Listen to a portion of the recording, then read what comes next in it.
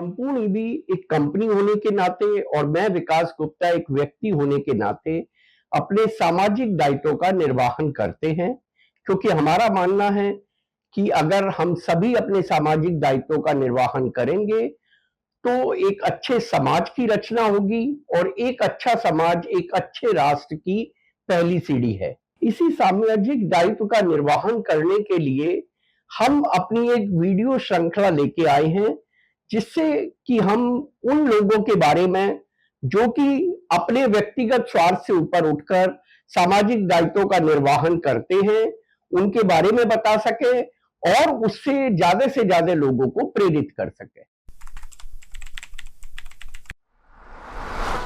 कई हजार साल पुराने जीवन पद्धति यानी कि योगा को एक नई पहचान दिलवाने वाले स्वामी रामदेव को आज कौन नहीं जानता। यहाँ तक कि भारत के अलावा भी बहुत सारे देशों में योगा को घर घर पहुंचाने में उनका बहुत ही बड़ा हाथ रहा है। साथ ही आज के समय में रामदेव की पहचान एक बिजनेस टाइकून के तौर पर भी है, क्योंकि उनके द्वारा बनाई गई कंपनी पतंजलि ने मल्टीनेशनल कंपनियों के नाक में दम कर रखा है और इसने बहुत ही कम समय में 10,000 करोड़ का टर्नओवर भी पार कर लिया। डिटर्जेंट से लेकर शैम्पू, साबुन, टूथपेस्ट, घी, दूध, जूस, अचार, आटा या फिर पापड़, स्वामी रामदेव की फैक्ट्री में अब सब कुछ बनता है। लेकिन आज के समय में सबसे सफल व्यवसायी और योग गुरु के तौर पर पहचाने जाने वाले स्वामी रामदेव की शुरुआती जीवन बहुत ही संघर्षों से भरी हुई थी। तो चलिए दोस्तों, हम जानते हैं कि किस तरह से एक गरीब किसान के वहां पैदा होने वाले रामकृष्ण यादव बने स्वामी रामदेव। तो दोस्तों, इस कहानी की शुरुआत होती है 25 दिसंबर 1965 से, जब हरियाणा के अली सैयदपुर नाम के एक गांव में रामकृष्ण यादव का जन्म हुआ। उनके पिता का नाम रामनिवास यादव और मां का नाम गुलाबो देवी था, जो कि अपने परिवार के पालन पोषण के लिए खेतों में काम किया करते थे। स्वामी रामदेव खुद बताते हैं कि जब वे सिर्फ 2.5 साल के थे तो उनके शरीर के बाएं हिस्से को लकवा मार गया था और उनकी फैमिली के पास इतने पैसे नहीं थे कि वे शहर जाकर उनका इलाज करवा सके, और इसीलिए घर पर ही आयुर्वेद और योगा की मदद से उन्होंने अपने आप को ठीक कर लिया। और इस तरह से बचपन से ही रामदेव का योगा से एक अलग जुड़ाव हो गया। घर की आर्थिक स्थिति खराब होने के बावजूद भी रामदेव की फैमिली ने उनके पढ़ाई से कभी भी कंप्रोमाइज नहीं किया और 8वीं तक की पढ़ाई रामदेव ने अपने गांव में ही की, और कहा जाता है कि वे पढ़ाई लिखाई में भी काफी अच्छे हुआ करते थे। आगे चलकर उनके मन में भारतीय साहित्य, संस्कृति और योगा को जानने की दिलचस्पी पैदा हुई, और इसीलिए उन्होंने अपना घर छोड़कर कई सारे गुरुकुल में पढ़ाई की। रामकृष्ण यादव ने स्वामी शंकरादेव जी से सन्यासी दीक्षा ली और इसके बाद ही उन्होंने अपना नाम स्वामी रामदेव अपना लिया, और फिर जिंद के गुरुकुल में रहकर उन्होंने फ्री में योगा की ट्रेनिंग देनी शुरू कर दी। साथ ही हरिद्वार जाकर उन्होंने मेडिटेशन भी किया, और फिर 2003 में आस्था टीवी ने अपने सुबह के कार्यक्रम में स्वामी रामदेव के योग को दिखाना शुरू कर दिया, और यहीं से रामदेव ने लोगों के बीच अपनी असल पहचान बनानी शुरू की।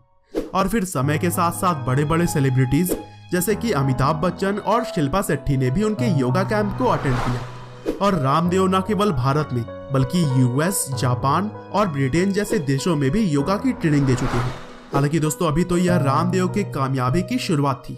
2006 में रामदेव ने पतंजलि योग पीठ की स्थापना की, जिसका मुख्य उद्देश्य योगा को घर घर पहुंचाना है। साथ ही 2006 में ही उन्होंने आचार्य बालकृष्ण के साथ मिलकर पतंजलि आयुर्वेद की भी स्थापना की, जो कि आयुर्वेदिक औषधियों और अलग अलग तरह के खाने पीने वाले चीजों का उत्पादन करती है। और चूंकि पतंजलि आयुर्वेद पूरी तरह से स्वदेशी कंपनी है, और इसीलिए भारत के लोगों ने भी इस कंपनी पर बहुत ही जल्दी ट्रस्ट कर लिया, और इसीलिए कुछ ही सालों पहले खोली गई इस कंपनी ने 10,500 करोड़ का टर्नओवर भी पार कर लिया है।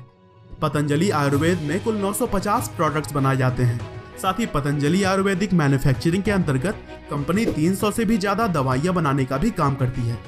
देश के योगदान के लिए किए गए काम की वजह से रामदेव को बहुत सारे अवार्ड्स भी मिल चुके हैं, जिसमें 2015 में मिला भारत का दूसरा उच्च नागरिक सम्मान पद्म विभूषण भी शामिल है।